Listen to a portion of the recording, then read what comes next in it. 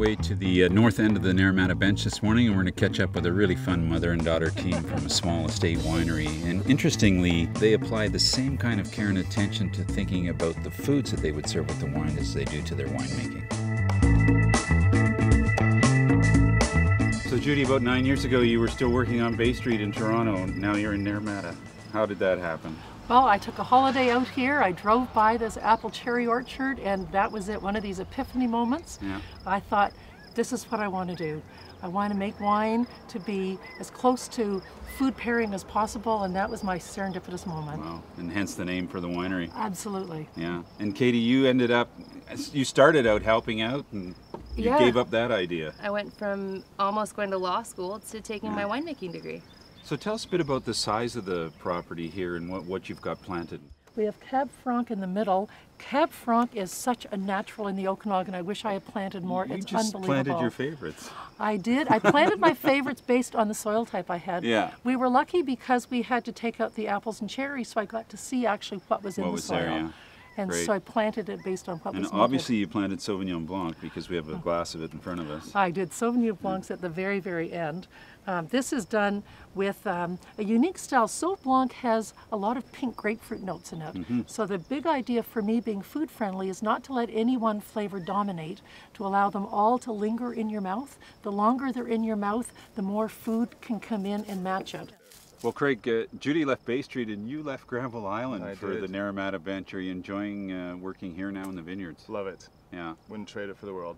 If we were to talk about the style of farming here at Serendipity, how would you give us a summation of that? Well, we try to be as environmentally sustainable as possible, so that basically is our motto. Just look after the plants like they're humans. Exactly, just guide them. Katie, Craig was talking about minimal inputs in the vineyard sustainability. You've got a biology degree and you're big on biodiversity. I'm a really passionate advocate of not using any pesticides and having a very minimal impact. Yeah. And so we've actually got some crazy stories. You should tell them about the cutworm. Oh, you're going to love this one. Cutworms, it's one of the bugs that comes out. This one comes out in the springtime and gets into the buds. So they're only here for about 2 weeks. They come out at nighttime. And so people normally spray for them.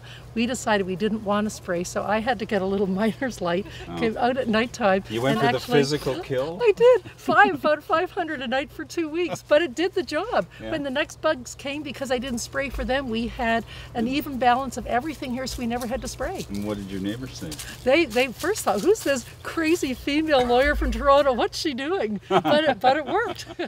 Well, Judy, you never quite left the lawyer part behind, so you've come up with a red blend with an interesting name. Tell us about this wine. Well, devil's advocate because of my legal background. Yeah. Oh, and every wine has a quote, and this one is, if 2 wrongs don't make a right, try 3. Well, Judy, devil's advocate is a blend that you keep here in the cellar for about 2 years.